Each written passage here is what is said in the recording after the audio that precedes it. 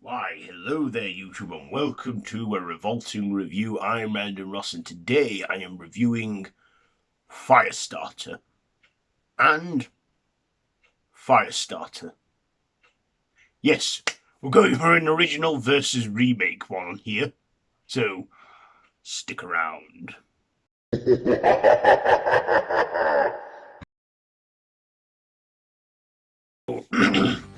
Let's start with the original, shall we, from 1984.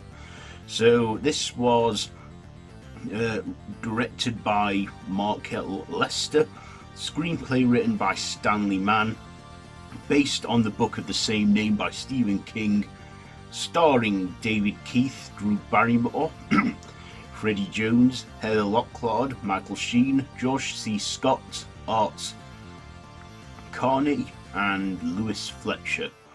So this focuses on a father and daughter, the father being called Andrew, played by David Keith, and his daughter Charlie McGee, played by Drew Barrymore, where they're on the run from a secret organisation or some government facility that particularly wants them both because they have abilities.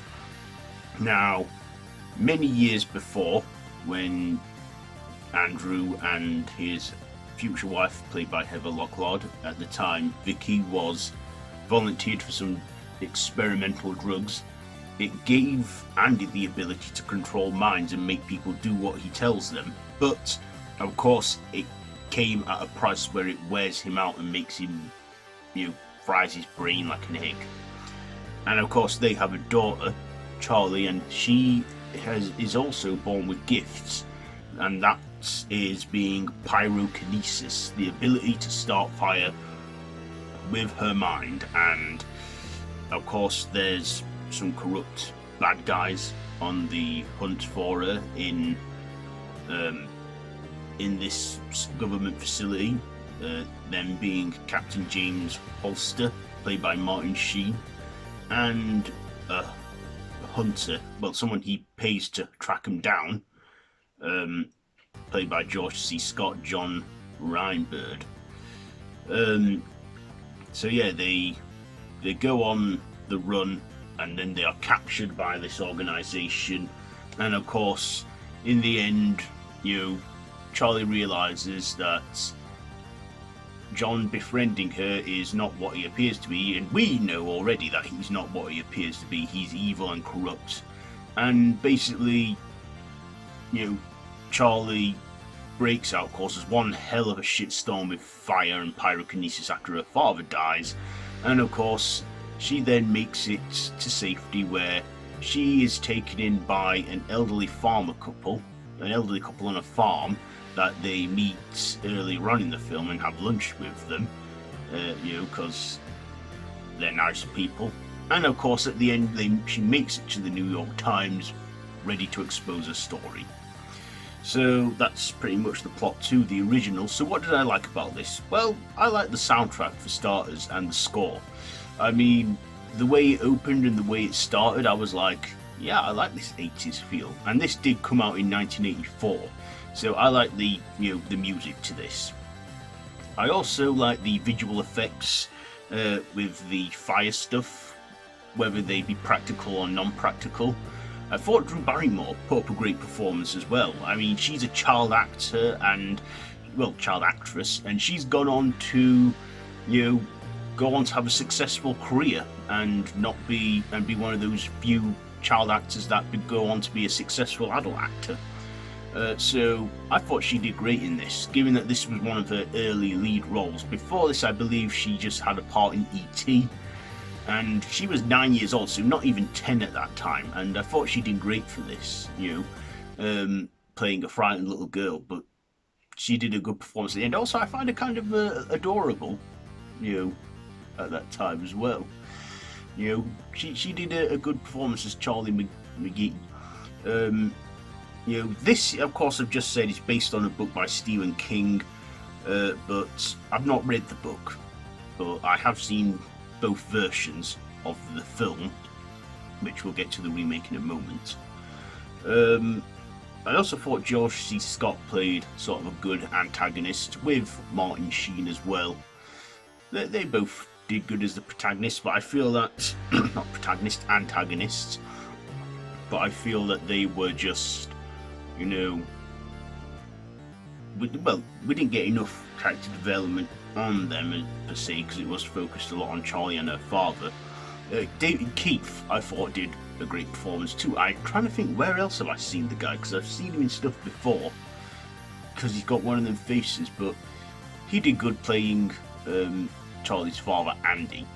And of course we had Heather Locklear in this, who was Charlie's mother Vicky. I think she had the least screen time out of everyone, as she only appeared in flashback sequences and then when they went on the run, and she was killed off screen and that. But yeah, this had some good tension, some good intensity, some good sci-fi, some good fantasy. The horror I feel was a little hard to see in this. I mean, I kind of just saw this more like a fantasy kind of dark superhero kind of feel from it. I didn't really get much of a horror vibe from it, but it was written from Stephen King, so I'm sure, you know, there was dark horror elements in there. Didn't really see anyone scream in agony or pain or burn to death. I mean, yeah, we did see people burn to death and scream in agony, but they never really got quite into graphic detail with it all when they did that. One thing that I probably didn't like was the drama and the slow build. There were moments in there where it was a slow build and a slow burn, no pun intended there, where there was some scenes in there, some drama, which I just found a bit pointless and boring. But it was a fairly decent film. So yeah, the 1984 original, I will give this one probably I'll give it 3.5 stabs out of 5. 3.5 stabs out of 5 for the 1984 original Firestarter. Now, on to its 2022 remake, which came out very recently. So, Firestarter Remake is directed by Keith Thomas and screenplay written by Scott Teems, based again on the book by Stephen King, starring Zack Efron, Ryan Kiera Armstrong, Sidney Lemmon, Kurtwood Smith, John Beasley, Micheal Greyeyes or something, and Gloria Reuben. So again, this is a remake of the 1984 film and based on the book by Stephen King. So in this, Charlie McGee and her father, her family, Andy and her mother Vicky, are living a quiet life in a suburban town, and they have no Wi-Fi, no internet access, basically anything that would keep them from being tracked by this government facility. In the opening credits of this film, we do see the flashback of Andy and Vicky going through these experimental drugs that do give them their gifts. Of course, Andy still has the power of, you know, controlling people's minds, but this time it makes his eyes bleed. And of course, as well, Vicky, Charlie's mother, has telekinesis, where she can move things with her mind. And of course, Charlie still does have pyrokinesis. And basically, when Charlie has an incident at school causing a mild fiery explosion, that draws the authorities' attention and the facility's attention, where they then go on the hunt for her, and Vicky is killed in the crossfire with it all. And then of course Charlie and Andy go on the run. Again, they come across the farmer couple, but this time they're slightly different. Of course, you know, the wife is paralysed and on life support, and the farmer is a bit of a troubled man this time, unlike the original where they were just nice friendly people, which they still were. Of course, we got what's his name? That's the mouse. We got Micheal Greyeyes or something this time as John Rainbird, who was the bounty hunter. Of course, he wasn't as evil or as menacing as George C. Scott was, but he looks more like a mercenary and a mean guy. This time as well, we got Gloria Reuben as Captain Jane Holster, so they do the whole gender change on her, and she is the DSI leader of the facility. So they do a gender change on that, which I thought, okay, yeah, why not? Let's just see what that's like. We also got Kurtwood Smith as the scientist guy, Dr. Walness, this time, not playing a huge part in it, more like just like basically one scene. I'd say his role's more like just cameoed in this because he's not in it a lot. So they do some changes to this one, such as Charlie. She's slightly older, about 11-12 years old, and she learns to control her powers. There's a scene where she's alone in the woods learning it to save her father. We get, we do get quite a few changes, so it's not all shot for shot remake. The story is retold differently. Also, this one is slightly darker. We do see some dark elements in there, including one scene with a cat. So if you love cats, I will warn you, there is a part where a cat does burst into flames, and it's pretty graphic. Even the scenes where she sets people alight, is pretty graphic. We do see burned bodies in this one, and very darker elements and very darker tones, which I think does make it worthy of its horror themes in this. Of course, this was produced by Blumhouse, so they're doing some good stuff at the moment. I look forward to Halloween Ends later this year, and I thought Charlie was a lot more developed, a lot more aware and understanding of her role in it all. I like the young actress who played her as well, her name being Ryan Kiera Armstrong. I never knew Ryan was a unisex name, but there you go. But she was good in this. She did a great job playing Charlie. Also, Zack Efron did too, playing Andy. I mean, Zack Efron I've gone to respect as a actor in recent years. I mean, yeah, he started, for me, it all started with High School Musical. Well, when I mean it started for me, I mean it started with my sister constantly playing that movie. But yeah, Zac Efron I think is a good actor and was okay in this. I just feel didn't have much character development as the original Andy. Again, not a lot of character developments around some of the other characters that were focused on in the original. The ending in this isn't as upbeat as its original. As this is fairly new, I don't want to give too much away, but the ending is slightly darker, but they do change things up. Like, Charlie does get, well, let's just say, John Rainbird isn't as evil in this. I mean, he still does some bad things in this film, but kind of sort of sees sort of the error of his ways and that.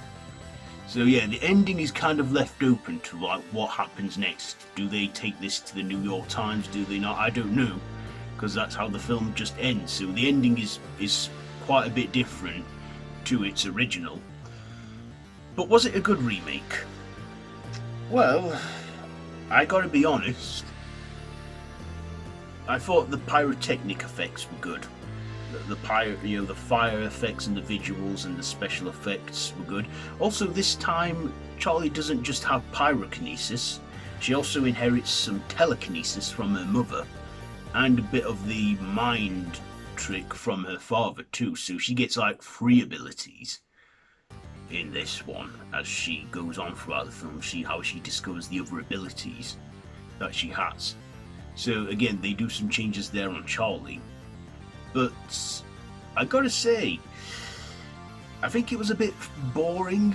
Like I say, I think Ryan Kiera Armstrong and Zack Efron were the strong parts of this film, but other characters in that I found other actings were a bit flat, if I'm being honest. Were a little dull.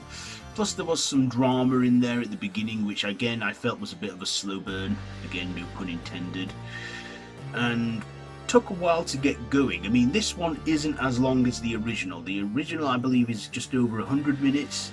This is about 94 minutes. So was it better than the original? I'd say visual wise and horror wise it was, but I mean, I did like the original and I did like this one, but yeah, it was okay for the most part. I found it watchable and I feel it did drag on too long. So I will give the remake I'll probably give the remake 3 stabs out of 5.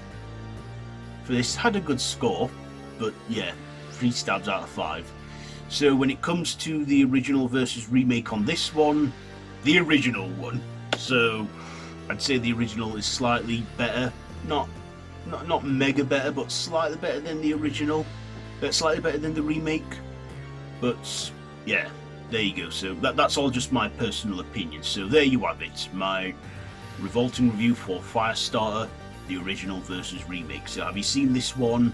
Have you seen them both? Let me know down in the comments below if you have. Do you even know that this new Firestarter was a remake? Let me know all that down in the comments below. If you like this video, be sure to give it a big thumbs up, share with your friends, and feel free to subscribe to the channel if you haven't already and hit that notification bell. No pressure, the choice is yours. So yeah, I have social media, I've mentioned that, haven't I? So yeah, that's it for this one. So until next time, I bid you all a goodbye friends, goodbye. No, that's how I go out on my main channel. No, the term I use in this one is, because I've just done a video for my main channel. No, until next time, don't have nightmares.